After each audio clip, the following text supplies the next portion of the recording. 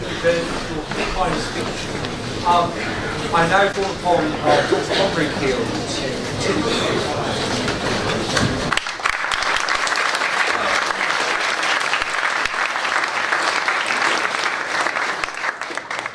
Thank you very much, President. Ladies and gentlemen, it is indeed a pleasure for me to speak to you today in favour of the motion. And we have gathered here today to discuss whether the nation state has to be considered an outdated concept. And yes, I would argue it is. Today, the nation state is no longer able to provide the answers and solutions to the problems and challenges we face.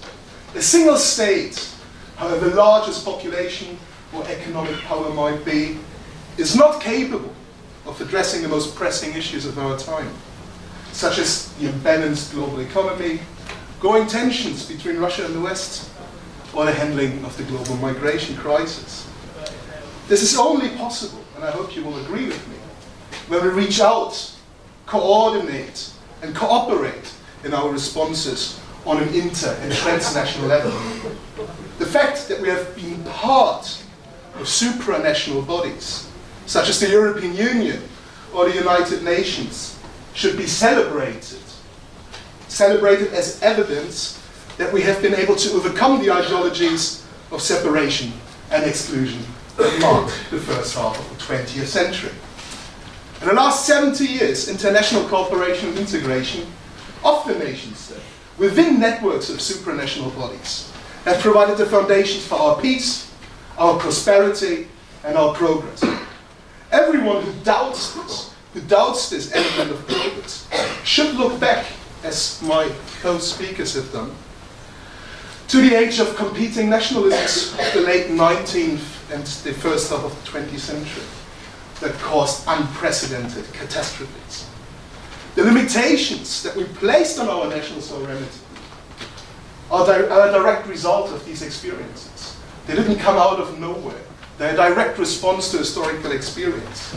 And I'm very worried that a return to exclusive nationalism would offer nothing to address the problems of our time, whilst at the same time putting our peace and prosperity at risk.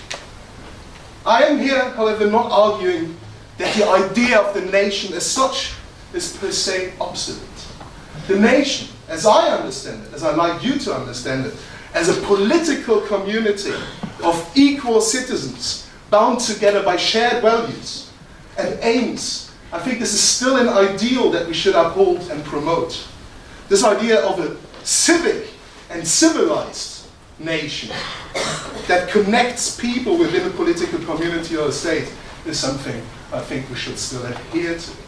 In such a state, and I wouldn't call it a nation state as such, in such a state, neither the color of one's skin nor the place of birth do matter, but a willingness to contribute and to be part of this political community. This is an idea of nationhood that is inclusive, outward-looking, and open to influences from outside. And what is more, and I think this is an important argument, this idea of civic nationalism is compatible and embedded within a strong sense of internationalism. It's not an ideology of retreat, it's an ideology of looking out into the world. However, and I would actually give you some historical evidence, as my co-speakers have done as well, the 19th century, people who understood themselves as progressive patriots, as nationalists, were indeed almost always also internationalists. We just have to think, for example, of the Italian revolutionary Giuseppe Garibaldi, who fought for united Italy. He was a nationalist in a traditional sense, but also commanded revolutionary armies in South America, lived in New York for a long time, and was, for example, celebrated in 1850 when his ship stopped on Tyneside and the people of Tyneside offered him a golden sword as a token of their recognition. Or think of Karl Schurz, a German revolutionary of the Democratic Revolution of 1848, Democrat and patriot, who had to flee to the United States and dedicated his political life there to the abolition of slavery and served alongside President Abraham Lincoln during the American Civil War. I think these are very, very good examples that shared principles and an appreciation of fundamental values can indeed make everyone a citizen of everywhere. And this is something to be celebrated and something we should defend against the incursions of the new nationalisms.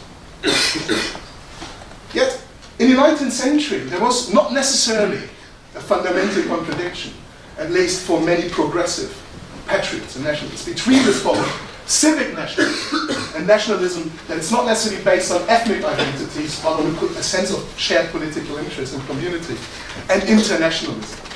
In fact, the creation of international organizations and communities that transcend the nation state that were created in the second half of the 20th century were in many ways a necessary continuation of these ideas. So in many ways, the nation state dissolved itself into these inter- and transnational organizations. And this is, in many ways, the continuation of the universalist ideas of democratic liberalism of the 19th century. And they are not a contradiction to these values. Yet, what we're witnessing today, when I think it's fair to say that we're witnessing a resurgence of nationalism in Europe, but also in the wider world. What we're witnessing today is not a resurgence of civic nationalism, as the speaker before me was suggesting that we see a resurgence of democratic movements, of drives towards more sovereignty.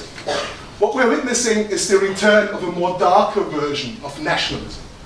Rather than being outward-looking and open to external influences, most of these new nationalists were actually very old nationalists. Today propagate exclusion and retreat. The nation state is presented as the only answer to the challenges of globalization, the threats that come from outside, often epitomized by the figure of the foreigner or migrant. Nationalists today live in the past. They present an idealized, idyllic, often mythical version of a national past that probably never existed. They promise solidarity and a sense of belonging where most people experience they have been abandoned by the states. That probably they don't have that much in common and very little to connect with their compatriots. There's no point in arguing against it. I can fully understand the wish to have a strong sense of collective identity and to experience this form of solidarity. The sometimes very distant political institutions of the European Union have been mentioned, and other transnational, international institutions have failed to address this very human desire effectively. Yet, what the resurgent nationalism of the last 15 years offers is not a solution to these issues. What it offers is a retreating behind national borders, the exclusion of foreigners, the raising of the drawbridge, and the idea that this will somehow solve the underlying issues. Unilaterally building walls on the Mexican border, as Donald Trump has promised to do should he become president, will actually do nothing to change the factors that drive hundreds of thousands of people from South and Central America to their dangerous journeys. Building fences at the external borders of the European Union and holding national referenda about whether refugees should be let into the country, as Hungary just did, that does nothing to solve the causes that are underlying and underpinning the migrant crisis. If anything, these examples prove that the answers to the contemporary, the contemporary nation state is able to give are falling short to solving the most pressing issues we are facing today. And let me just conclude with that.